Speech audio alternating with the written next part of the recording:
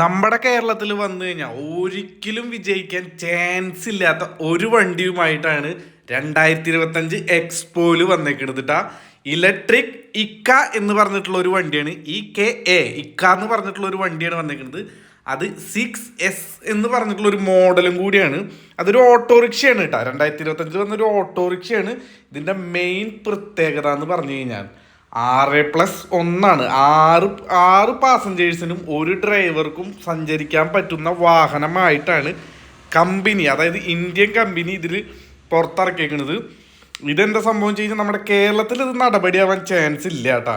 എന്താ കാരണം എന്ന് വെച്ച് കഴിഞ്ഞാൽ ഇതിൽ 6 പേരെയും വെച്ച് ഈ വാഹനം നമ്മുടെ നാട്ടിൽ കേരളത്തിൽ ഇത് ഒരുപാട് വളവുകളുള്ള സ്ഥലമാണ് നമ്മുടെ കേരളം എന്ന് പറഞ്ഞാൽ. ഒറ്റ ഹൈവേ പോലെ കിടക്കുന്നതല്ല, ഒറ്റ സ്ട്രെയിറ്റ് റോഡല്ല, മലനിരകളും അതുപോലെ തന്നെ കൂടുതൽ വളവുകളൊക്കെ ഉള്ളതാണ്. ഈ 6 പേരെ വെച്ച് പോയി കഴിഞ്ഞാൽ ഈ വണ്ടി ഒരു 3-4 വട്ടം മറിയുന്നുള്ള ചാൻസ് എനിക്ക് തോന്നുന്നതാണ്. ചാൻസ് കൂടുതലായിട്ട് വരും. അങ്ങനെ കാണാൻ അത് നമ്മൾക്ക് അതിൻ്റെ ഫീച്ചേഴ്സ് കണ്ടാൽ മനസ്സിലാവുമല്ലോ.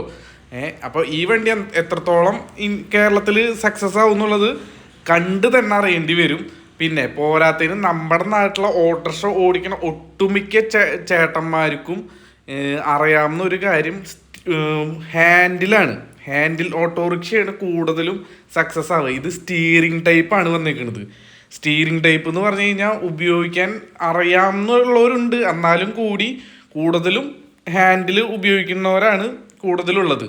അതുപോലെ തന്നെ ഇത് ഓട്ടോമാറ്റിക് ഗിയറും കാര്യങ്ങളൊക്കെയാണ് കേട്ടോ. ഇലക്ട്രിക് ഓട്ടോറിക്ഷ ആയതുകൊണ്ട് ഓട്ടോമാറ്റിക് ആണ്. ഇത് മെയിനായിട്ട് ഫാസ്റ്റ് ചാർജിങ്ങോട് കൂടിയിട്ടാണ് വന്നിരിക്കുന്നത്. 3 വർഷത്തെ വാറൻറ്റി അവർ കൊടുക്കുന്നുണ്ട്. 1,25,000 കിലോമീറ്റർ ഇതിൽ. അതുപോലെ ഇത് വൺ സൈഡ് കിലോമീറ്റർ റേഞ്ച് എന്ന് പറഞ്ഞാൽ 140 കിലോമീറ്റർ വാഹനം ഓടാൻ പറ്റും ഒറ്റ ചാർജിങ്ങിൽ. ഫുൾ ചാർജിൽ 140 കിലോമീറ്റർ വാഹനം ഓടാൻ പറ്റും. ഇത് കൂടുതലും സക്സസ് ആവാനുള്ള ചാൻസ് ഉള്ള സ്ഥലങ്ങൾ എന്ന് പറഞ്ഞു കഴിഞ്ഞാൽ ഈ സിറ്റി പോലുള്ള ഷെയർ ടാക്സികൾ ഉപയോഗിക്കുന്ന സ്ഥലങ്ങളുണ്ട്. അവിടെയൊക്കെയാണ് കൂടുതൽ ഇത് സക്സസ് ആവാനുള്ള ഒരു ചാൻസ് ഉള്ളൂ.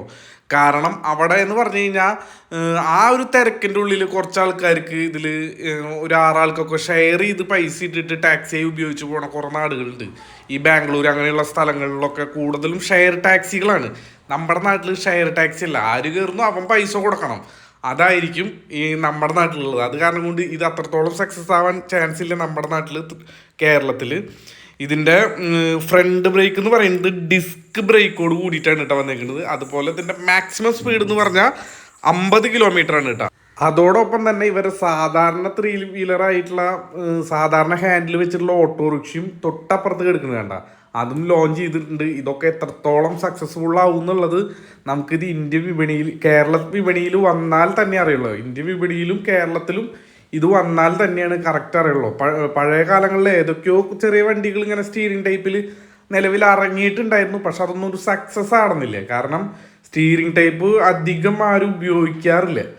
പിന്നെ ഇതിൻ്റെ ആകെ കൂടിയൊരു ബ്രേക്കും ആക്സലേറ്ററും മാത്രം തന്നെ വരണുള്ളൂ. വണ്ടി സ്റ്റാർട്ട് ചെയ്യുക, ആക്സലേറ്റർ കൊടുക്കുക, ബ്രേക്ക് ചവിട്ടുക. സാധാ ഓട്ടോമാറ്റിക് വണ്ടി എങ്ങനെയാണോ അതുപോലെ തന്നെയാണ് വാഹനം വരുന്നത് കേട്ടോ. അതുപോലെ ഫ്രണ്ടിലൊരു നല്ലൊരു ഡിസ്പ്ലേയും കാര്യങ്ങളൊക്കെ വരുന്നുണ്ട്. അങ്ങനെ സാധാ നമ്മുടെ 4 മൂഡോട് കൂടിയിട്ടാണ് വരുന്നത്. Neutral, drive, reverse, parking mood. ആ ഒരു സെഗ്മെൻറ്റിൽ തന്നെയാണ് വണ്ടി വന്നിട്ടുള്ളത്. അതുപോലെ തന്നെ ഇലക്ട്രിക് വണ്ടിയാണ്.